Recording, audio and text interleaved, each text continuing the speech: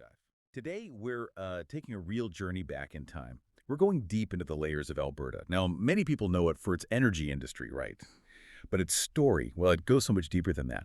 Our mission today is to get right back to Alberta's roots, trace its path, and see how it became the dynamic province it is now. You might think you know Alberta from the headlines, but we're hoping to uncover some surprising things, look at the foundations of its unique identity. And it really is quite a story. One of incredible transformation, I'd say, and resilience, too. Yeah. Alberta's past, it's not just history in a book. It really does inform the present, shapes its future path. We're going to explore, the key periods, starting with its really deep Indigenous heritage, then moving through to becoming a province, its economic shifts, right up to today. By the end, you'll hopefully see how all these pieces connect and why this history, why it really matters for understanding Alberta now. Okay, so let's unpack this. Before any provinces, before districts were even drawn on maps, this land was alive, full of culture. What did this place, the land we now call Alberta, actually look like way back then, before Europeans arrived? It's fascinating because the Indigenous roots here go back, thousands of years. It's incredibly deep. Long before any Europeans set foot here, this vast land was home to many, many thriving Indigenous peoples. We're talking about powerful groups like the Blackfoot Confederacy, the Cree, the Dean, the Nakota, and others too. They had really complex societies established here. Their traditional ways, deeply connected to the land, hunting, fishing, sophisticated trade networks stretching, right across the continent.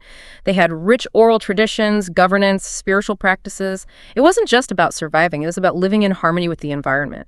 And their stewardship, their knowledge, it still holds lessons for us today, definitely. It's hard to get exact population numbers from back then, but these were significant communities living in balance with the land. Sounds incredibly vibrant, established. So how did things start to change? When did Europe first connect with this world? Well, the first Europeans showing up were mainly French and British fur traders. That started around the early to mid-1700s. They were really driven by the fur trade. Beaver pelts especially were big business back then. So they set up these trading posts, often near existing Indigenous routes, and formed alliances. These were crucial. They allied with groups like the Cree and Nakota, who acted as guides, trappers, partners, really. But this contact, it brought new things like guns and metal tools, but also devastating European diseases. Welcome to the Deep Dive. These had a Today, tragic we're, impact on Indigenous navigating a populations. really fascinating world. And it fundamentally It shifted marries economies and serene social travel structures, too. with, And out of this mixing profound of Indigenous cultural and immersion. European That's people, right. a really We're talking distinct about group river emerged from cruises. Medes. They developed their mission own for you unique today is culture, pretty language, way of straightforward. life, often centered We around want the to bison unpack hunt. the top They played a global vital destinations role, for these cruises. absolutely vital Then in this we'll region's zoom right in early on the history. best Okay, so options here in traders, North America. alliances, the emergence of the And Medes. finally, But when give did you it a clear become sort of picture, formally known what as to Alberta? expect Right, cost-wise. that It's came much about later. getting It you wasn't until informed. 1882, Welcome to after the Deep Canada Dive. acquired Today, Rupert's we're, Land from the Hudson's Bay navigating Company. a really fascinating The world. specific chunk of the It larger marries Northwest serene Territories was travel formally with, named the District of Alberta. profound and the cultural name. immersion. That's It right. came from Princess We're talking about Louise Caroline, river cruises. Alberta. Mhm. She Our was one mission of for you Queen today is Victoria's pretty daughters, and straightforward. her husband was We Canada's wanna Governor unpack General the at the top time. A global district named destinations after for these royalty. cruises. Okay, so Then we'll we have zoom this right in on vast the best territory, options here in North Indigenous America. lands, traders, Metis And communities, finally, now a give you a district. clearer picture. What pushed it what to become expect a full cost-wise. province It's about getting you informed. with its own Welcome government? to the Deep The Dive. key Today, date, the official we're, birthday, if you like, is navigating September a really 1st, fascinating 1905. world. That's when It Alberta marries and serene